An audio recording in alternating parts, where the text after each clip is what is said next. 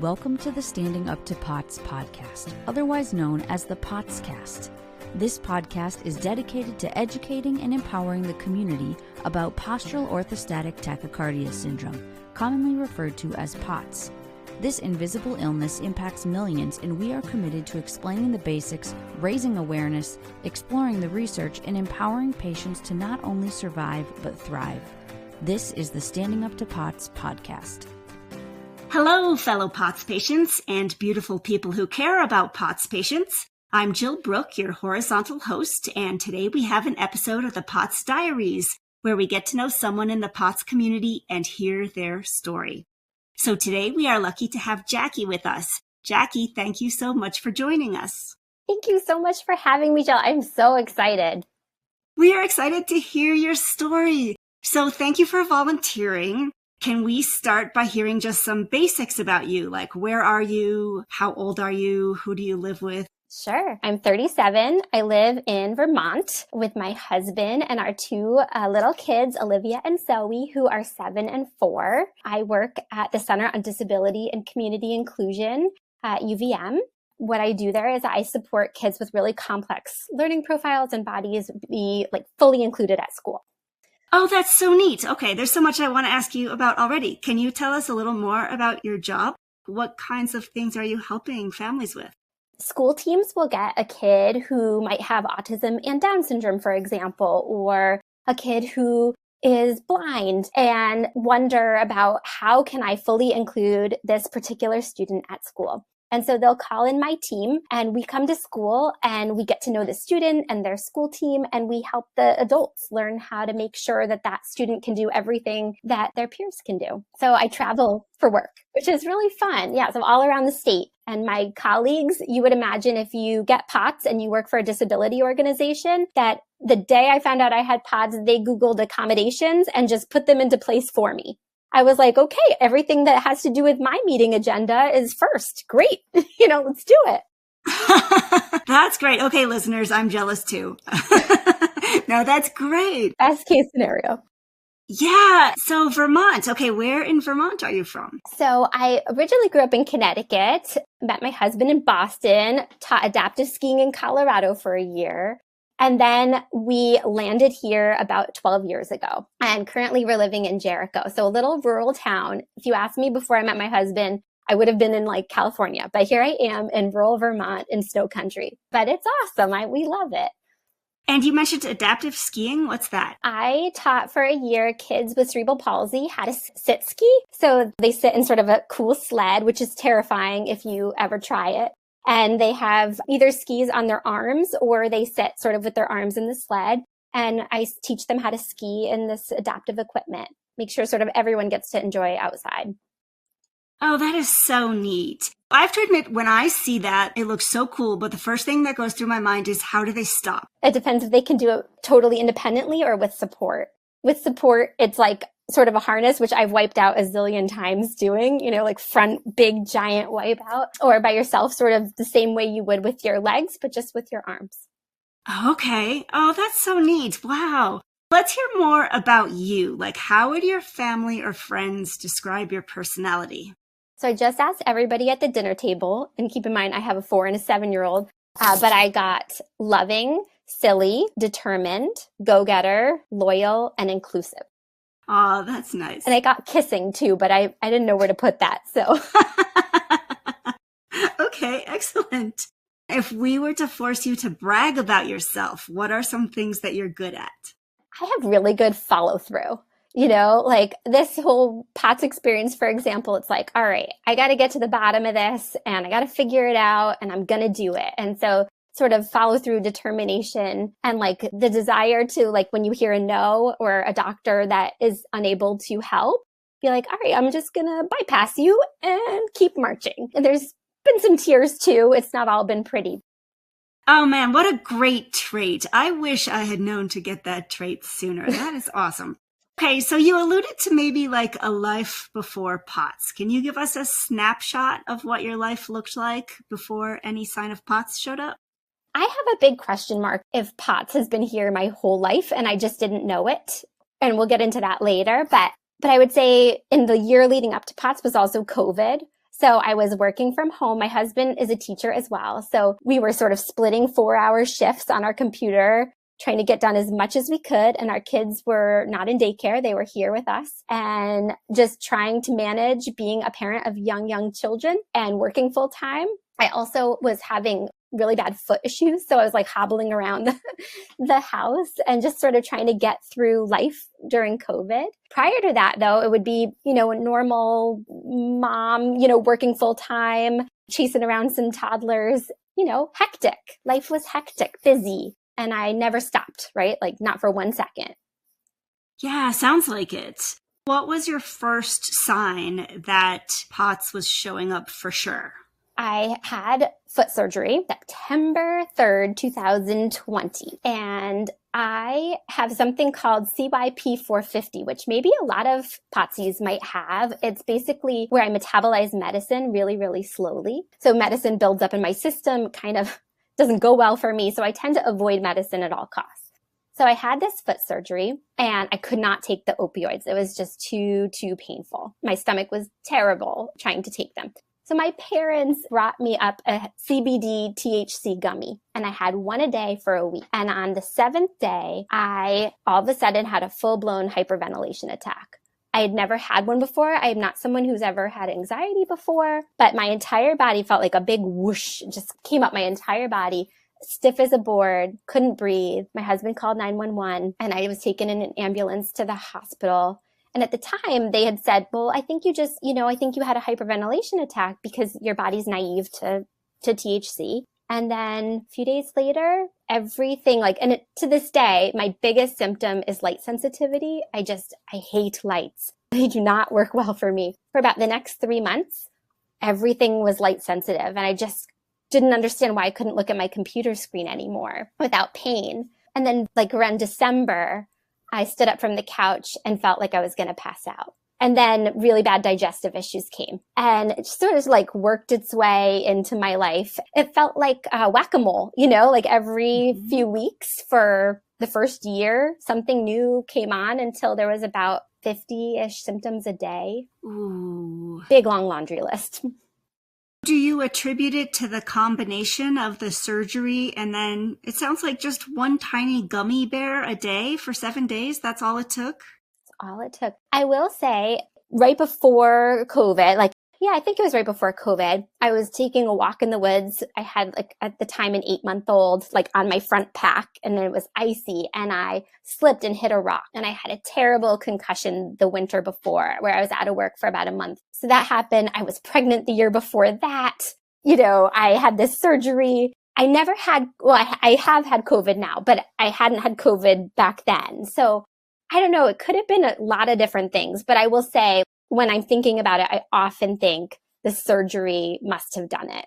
Wow. What did you think was going on at the time? Because it sounds like if your first symptoms were just light sensitivity and this bad reaction to gummies, what did that make everybody think the problem was? I was like, okay, well, note to self, I cannot handle THC and CBD, so I will never be touching that again. I handed the bottle back. I was like, goodbye bottle, exit my home, never to be returned. And I thought my aunt and my mom, migraines run in our families and light sensitivity. And so I just sort of assumed that I was having new migraines of some sort. Didn't really have the time in my life to follow up about that. So I just was like, it'll pass, and ignored it. And then eventually when the digestive stuff came on and the feeling like I was going to pass out upon standing, I was like, can't ignore that. I'm going to go see a doctor. And that started the most frustrating journey of my life. But I did get lucky. I got the diagnosis within 6 months, thanks to a friend. But I had seen just resident after resident after resident who said, go home, drink a glass of wine, relax, you're stressed, those sorts of comments for a long time first. Wow. Once you had that diagnosis, how much improvement were you able to get?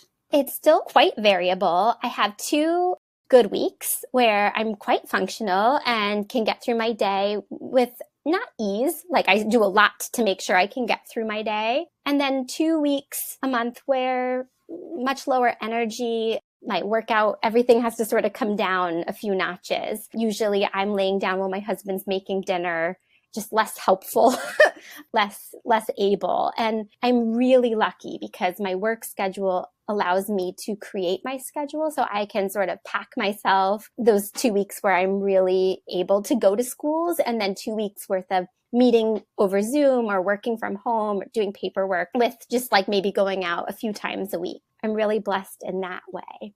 Is it a predictable 2 weeks on, 2 weeks off, like related to hormones, or does it just kind of blow up when it blows up? Totally predictable, though I don't have any evidence of exactly what's happening yet. That's still one of my mysteries, but I'm guessing it's hormonal and it has to do with my cycle. And I would say about 2 days before my cycle's coming on until about a week afterwards, I feel really low. And then around day 11, day 12, my cycle, it lifts for a few weeks and then it comes right back. Wow. In a minute, I'm excited to hear all of the different things you do to get through your day, because you said you do a lot. But for starters, can you give us kind of like a baseline? What does a bad day look like for you if you don't work at it to make it better? I mean, at first it was crawling around the house and couldn't make it to the mailbox. My dad moved in with us. Now, a bad day, I think one of your other podcast speakers talked about breaking her day into quadrants. And so I really liked that, and sort of thinking about my day in 4 pieces. So it's not a bad day. It's like part of a bad day, or 45 minutes of, not being great. So I would say there are still periods of every day where I am okay for a period of time. But, I went for a half an hour walk today and I had a terrible migraine when it was done. Often the lights will be just really, really painful to my eye. And I have these terrible light sensitive glasses. They're pink and orange. And I something out of the 70s when I wear them, and I wear them proud and loud, and they are great when I need them. I'm probably missing a bunch of things. I would say sometimes like not wanting to be alone can be a thing on a bad day, like being a little fearful of being alone, just feeling like, untrusting of my body. Yeah. You're the first person to mention that, but now that you say it, I so relate to that. And when COVID lockdown started, my husband started working from home. I did notice that all of a sudden it was like this great comfort that there's always somebody in the house just in case. Can you talk about some of the things you do throughout the day to make your day go better? I start my day as slow as one can when you wake up with a toddler in your face saying like, I need to go to the bathroom, take me to the bathroom. So that whole idea of like laying in your bed and drinking water, I just like roll out of my bed and like, please be able to stand up. Please be able to stand up. But I will hydrate using Drip Drop. Everyone always talks about the other one. Liquid IV? Yes, which tastes delicious, but I would flush every time I had one. Uh-huh. So Drip Drop, I don't flush. It doesn't have niacin in it. Lots of Drip Drop, great flavor, is awesome. And some salt pills, and just like sort of taking an hour for myself after the kids leave the house in the morning before I start work. That's an hour for me to move my body, for me to do breathing exercises where I slow my breath down, for me to take my medicine, my version of meditation isn't probably great. It's like 5 minutes of like sit here and try really hard to meditate, but just anything I can do to sort of like calm the body. And I wait to shower. I mean, some days I don't shower, but on the days that I do shower, I have a shower chair, which I feel like people who don't have POTS and are women and have to shave their legs or feel like shaving their legs, they should just have them. It's amazing. Shower chairs are the best. I can't imagine ever taking a shower again without a shower chair. There's lots of other things there, but those are good for a minute. It is funny because until I entered the POTS community, I had never heard of so much love for a piece of furniture, much less a very utilitarian piece of furniture. But yeah, I hear a lot of patients just love their shower chairs. Mm-hmm. What other things work for you? Well, I find that knowledge is power, and I really like reading. And I just finished this book. I don't know if you've read it, Brave New Medicine. No, tell us about it. Brave New Medicine, a doctor's unconventional path to healing her autoimmune illness.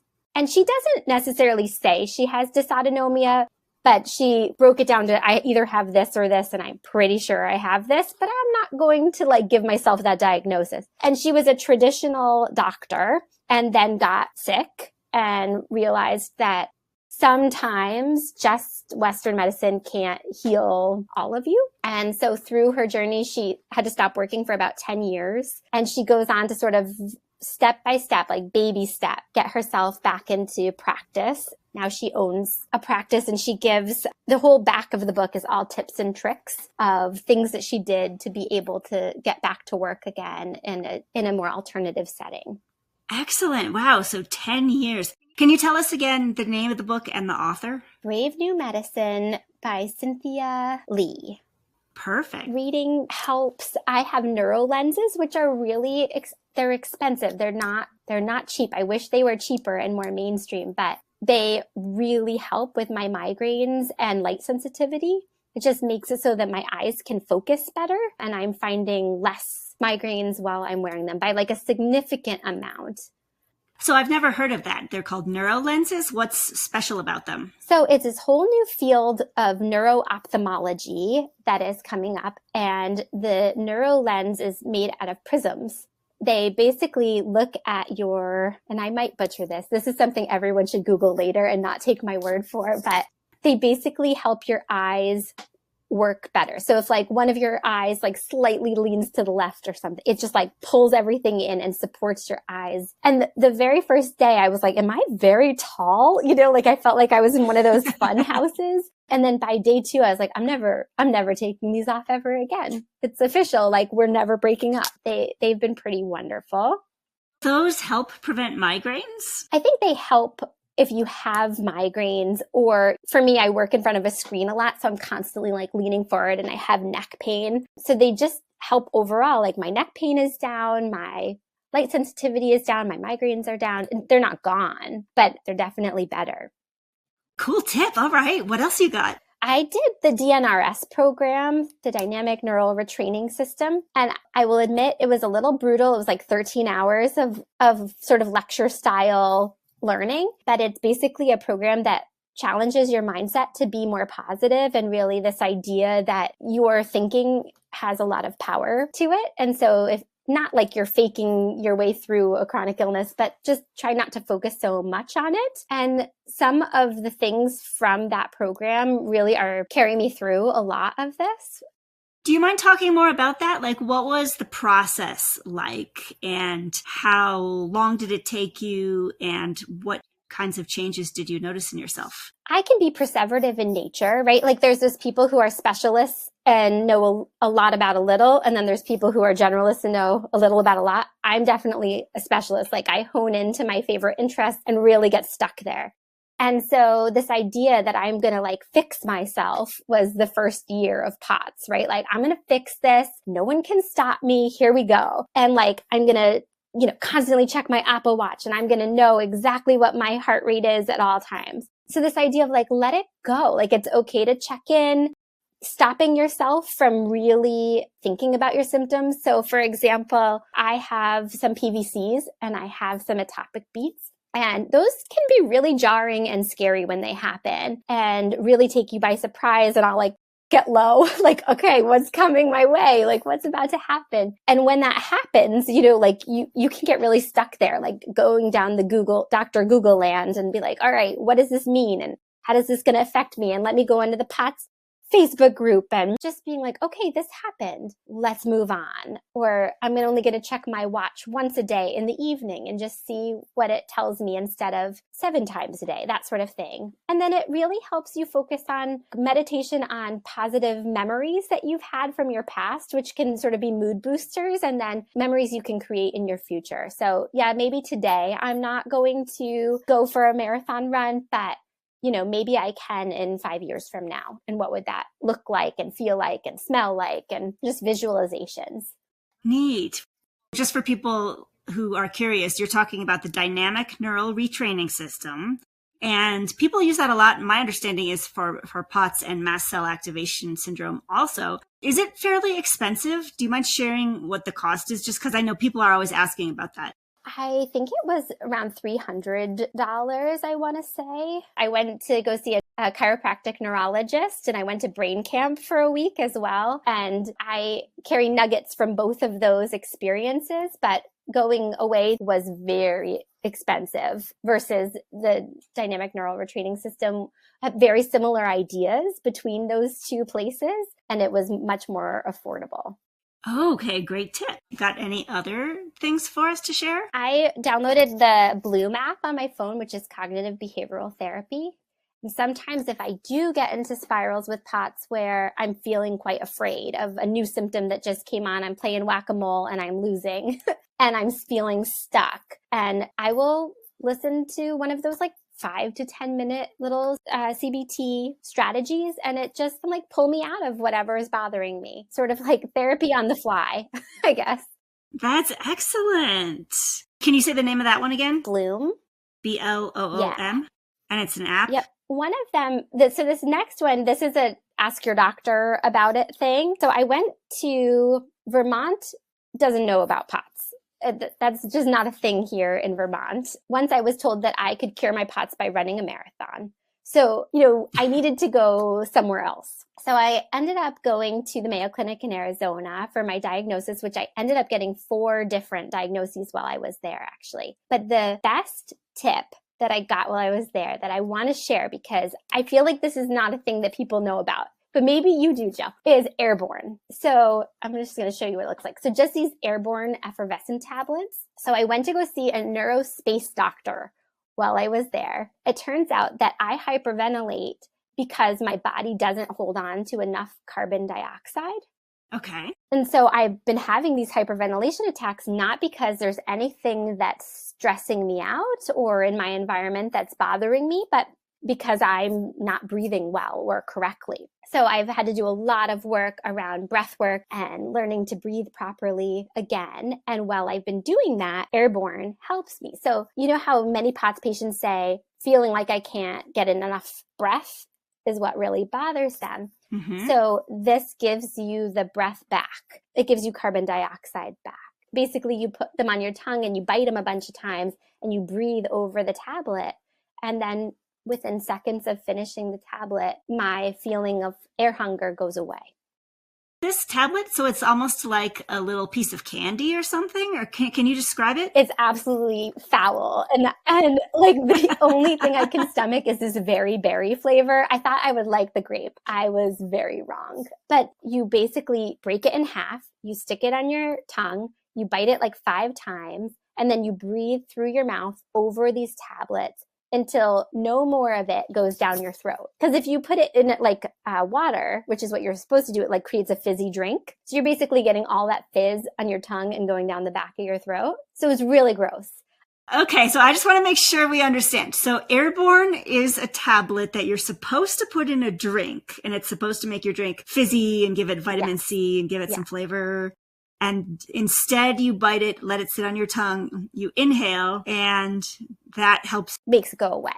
Okay, next question. You said you saw a neurospace doctor? What the heck? When I walked into his office and I saw pictures of like people flying planes and astronauts, I was like, where am I? And like it was like these fancy glass doors. It was like sort of in its own entity at the Mayo Clinic. They sent me to him because of me saying like, I often feel like I can't breathe and I'm having hyperventilation attacks like a few times a week and they're terrifying. So I was needing medicine at the time that I would take as like an emergency med whenever I had one. And I didn't want to be dependent on medicine to stop these hyperventilation attacks. And when you're driving a car down the highway and you've got 2 toddlers in the back, there is nothing more terrifying than having a hyperventilation attack. Anyways, I landed in his office and he did a bunch of tests.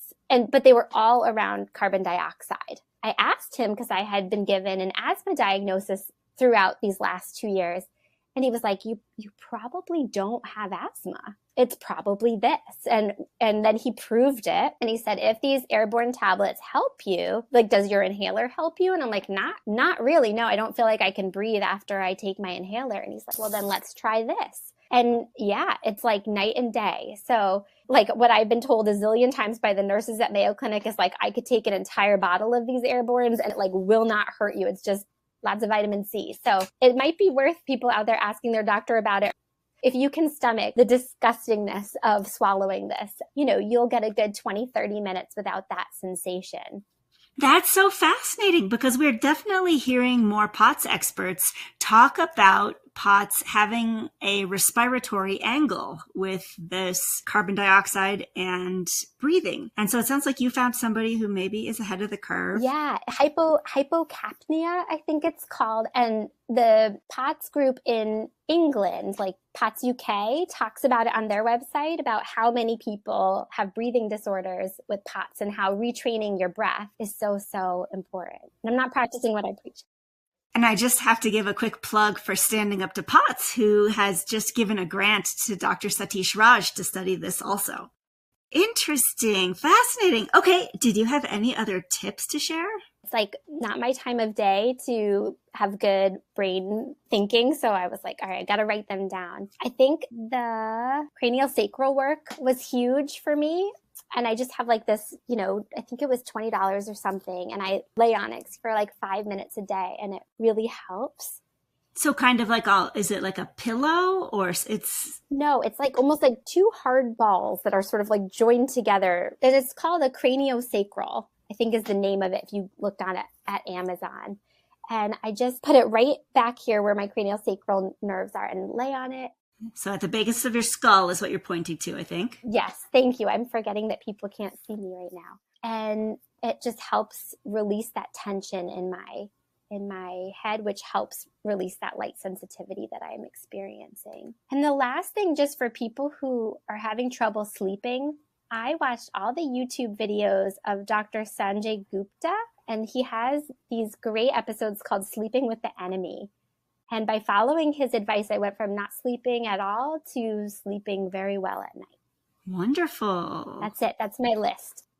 Very helpful. Well, thank you. Well, and so as you were telling me about all of those things, I had wondered if that was a little bit of your work expertise kicking in. Like it's your job, right? To look at people who have certain challenges and figure out how they can live a normal life. Or do you think that your work expertise changes how you look at your own POTS? Most of the time, yes. I think that, adapting our environment to make sure that everybody can be included is really important to me. And so like getting a shower chair was no big deal. So on my team, we have a PT, OTs, and speech and language pathologists, and like having them come to my house and, support my different environments was like, I welcomed them in to be supportive. The one thing that for whatever reason took a while to adjust to is I have a walker with a seat and I use it for long lines.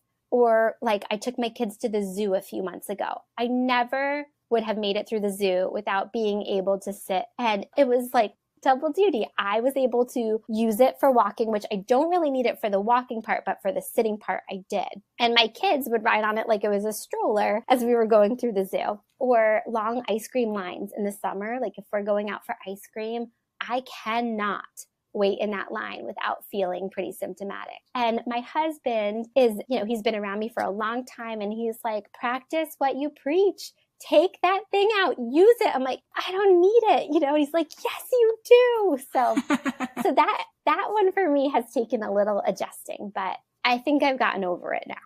Can I take you back to something you were talking about towards the beginning, which was your genetic variant that makes you perhaps process drugs more slowly? I'm guessing there's a lot of people out there in a similar situation or who have wondered if they have that or who have thought about getting tested. Do you mind just sharing how you found out that you had that variant and what test can you get? Did your insurance pay for it? What did you learn? Yeah, so I'll try to keep this brief, but basically my junior year of high school, I started taking medicine for the first time. And right along that time, I started to feel really sick. And I got through my days, but I would have cyclical vomiting and really bad belly pain. I would land myself in the hospital every once in a while from just not being able to stop throwing up. And I was still I managed to graduate high school. I went on to college. I studied dance at the time. I was going to be a dancer. And I just continued to get really sick.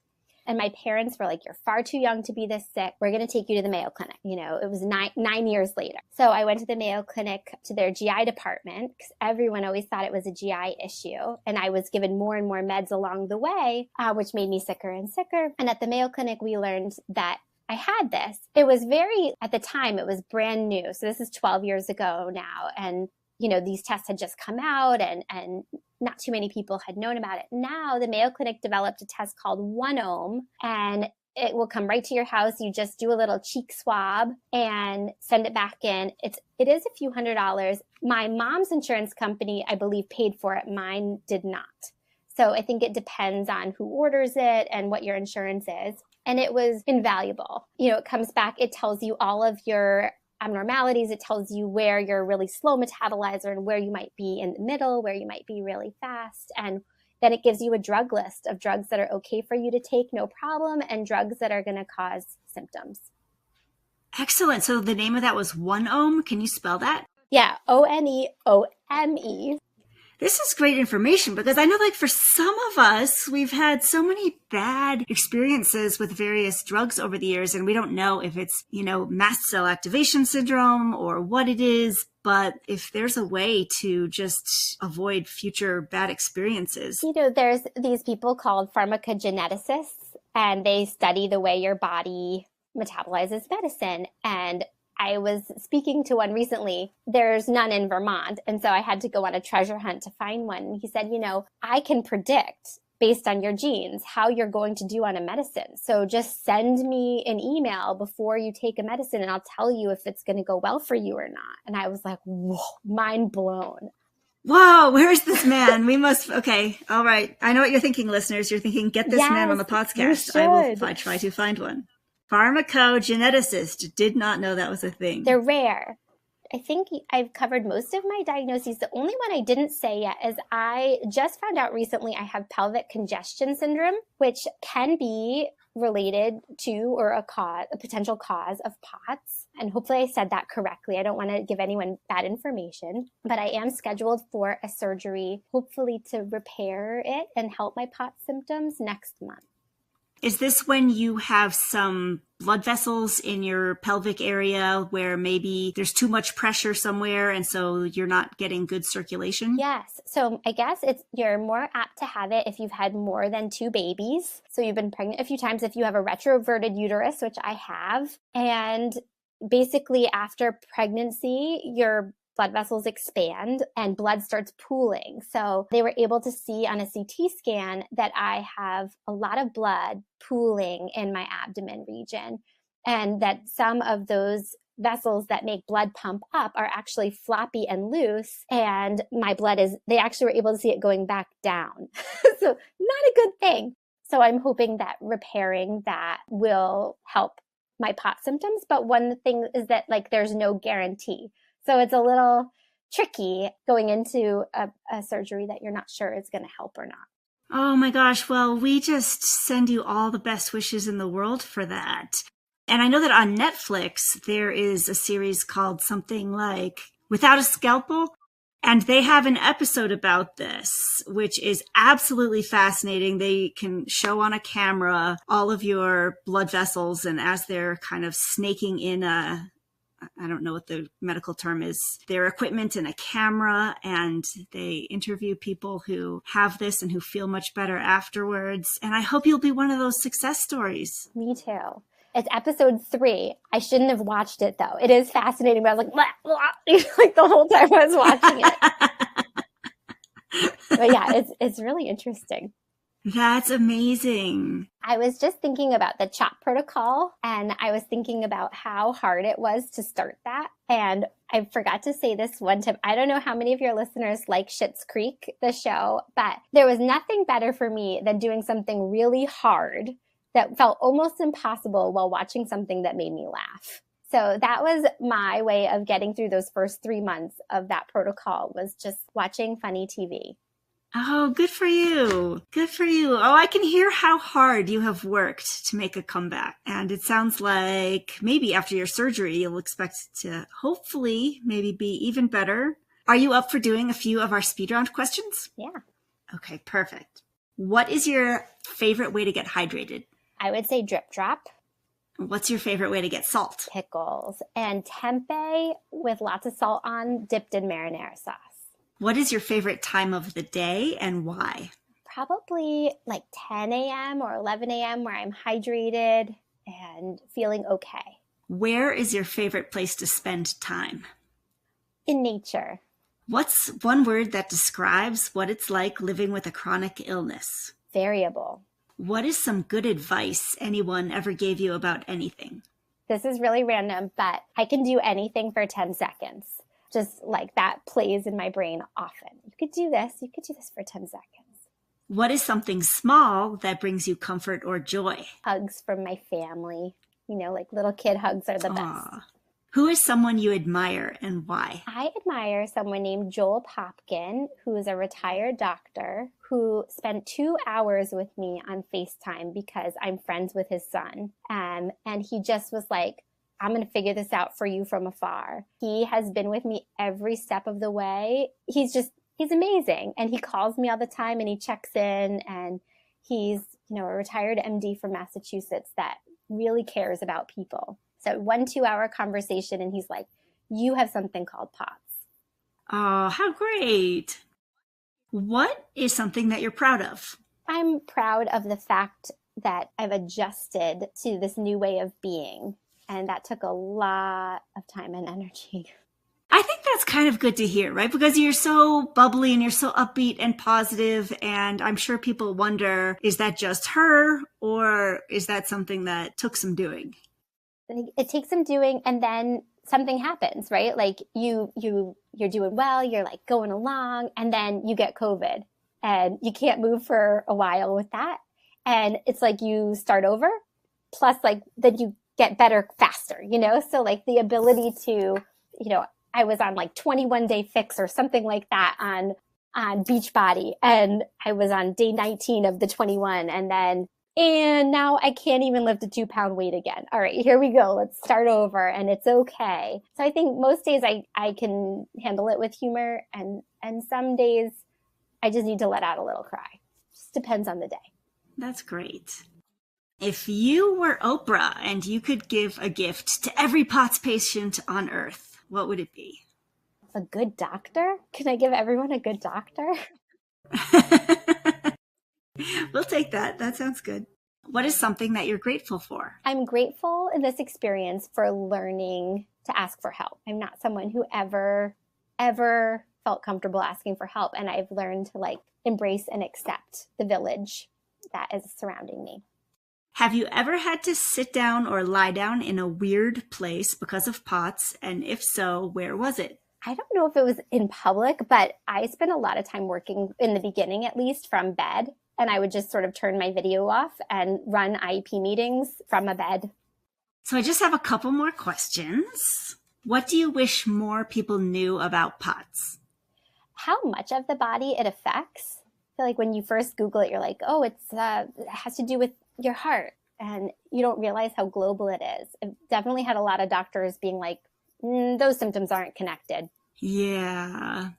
Last question. Why did you agree to let us share your story today? Well, your podcast has helped me so much. I find when I'm looking for information or I have questions or I just want to feel connected to this community, or I'm having a bad day where all I can do is lay down for a long period of time, I just find myself listening. And there's a lot of great stories that have been told. And I don't know, I guess I just finally wanted to share. And I was, in my head, I had it that I should wait until I'm better, wait until I've climbed out of this pit. And I realized, how about today? You might never climb all the way out of this pit. You might be in it and learn to love where you are. And I just thought if my story or one thought, the airborne, I feel like nobody knows about airborne, if one thing could help, it would be worth it. Yeah, like you're saying, thanks to all the people in the past who have shared their stories and people in the future. Hey, if you're listening and this inspires you to share your story, don't wait until you feel like you've achieved whatever that place is. Because when you're in the thick of it, I almost think it's a little more interesting. So Jackie, before we go, what else should we know? So my new mantra is participation, and it doesn't matter how much I participate, just that I do. And so I think that every day I participate, right? I make lunches and drop my kids off at school and go to work. And there are really good days sometimes, I would say that there's always, for me at least, being mindful of POTS, doing the things that help keep me afloat and making sure I have, whatever might be an emergency with me, like medicine or really amazing wear, POTS wear, if you will, compression wear. But I could have really great, almost, I hate the word normal, but almost normal days where I just sort of go about my business and it feels good. Those days feel really good. And so I just want the listeners to know there are those good days, or at least some of us have them, right? And it feels great when it happens. Jackie, thanks a million. And we appreciate you so much. And I know that everybody listening is wishing you all the best going forward. And hey, listeners, I hope you enjoyed today's conversation. We'll be back again next week. Till then, thank you for listening. Remember, you're not alone, and please join us again soon. As a reminder, anything you hear on this podcast is not medical advice. Consult your healthcare team about what's right for you.